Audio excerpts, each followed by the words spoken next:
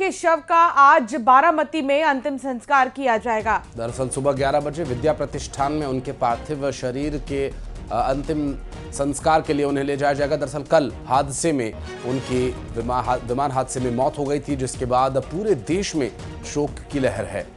सुबह सबसे पहले अजीत पवार के पार्थिव शरीर को काठेवाड़ी स्थित उनके घर ले जाया जाएगा। परिवार और करीबी यहीं उनको श्रद्धांजलि देंगे। इसके बाद पार्थिव शरीर को कदीमा सभागृह लाया जाएगा, जहां पर आम लोगों के लिए अंतिम दर्शन की व्यवस्था की गई है। दरअसल समर्थकों और स्थानीय लोगों को कुछ समय के लिए अपने नेता को आखिरी बार देखने का अवसर मिलेगा और गदीमा सभागृह से पार्थिव शरीर को विद्या प्रतिष्ठान पहुंचाया जाएगा।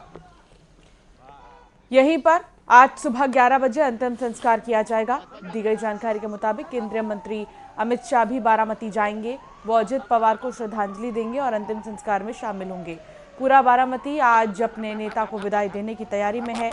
हादसे में हुई अचानक से मौत ने परिवार समेत उनके समर्थकों को गहरे दुख में डाल दिया है।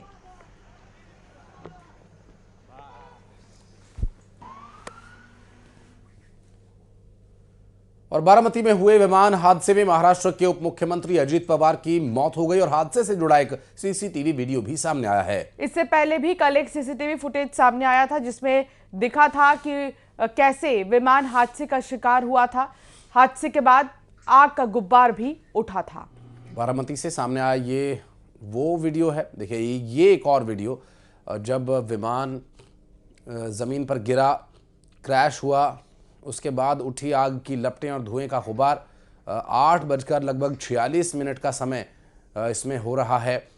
आप देख सकते हैं तस्वीरों में। बारामती में हुए इस विमान हादसे ने पूरे देश को हिला कर रख दिया। एक राजनीति में सक्रिय और बड़े कद का नेता, बारामती का राजा कहा जाने वाला व्यक्ति इस हादसे में शिकार हुआ और लगातार इस विमान हादसे के बाद कई तरह के सवाल उठ रहे हैं। और ये सीसीटीवी फुटेज विमान हादसे के ठीक पहले की जो स्थिति रही और विमान हादसे के दौरान क्या हालात रहे, उसकी तस्दीक करने के लिए काफी है।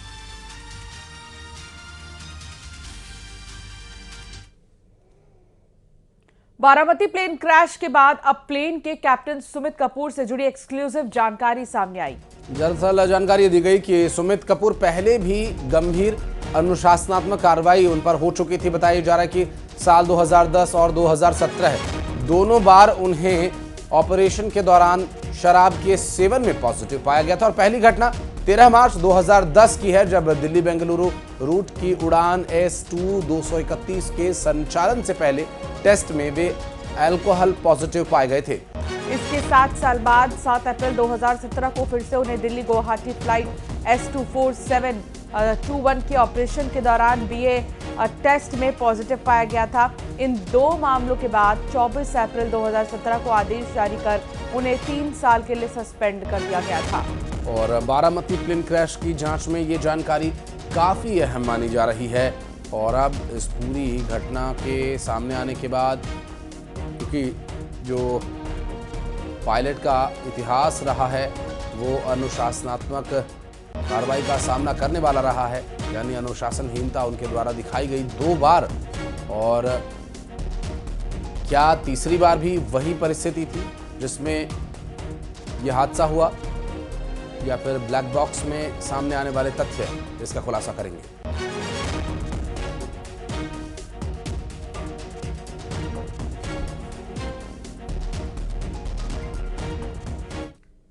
और बारामती प्लेन क्रैश को लेकर एक बड़ी जानकारी सामने ये आई कि केंद्रीय मंत्री राममोहन नायडू ने बताया कि पहली बार जब पायलट ने बारामती में लैंड करने की कोशिश की, तब विजिबिलिटी बहुत कम थी और पायलट रनवे को नहीं देख पा रहा था।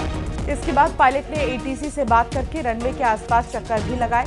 दूसरी बार जब उन्होंने लैंडिंग की कोशिश की, तब पायलट ने बताया कि रनवे दिखाई दे रहा है, जिसके बाद उन्हें अनुमति दी गई और फिर हादसा हो गया। मंत्री ने कहा कि वो खुद परिवार से मिलकर संवेदना दे चुके हैं और जांच DG, AAIB और DGCA की टीम कर रही है।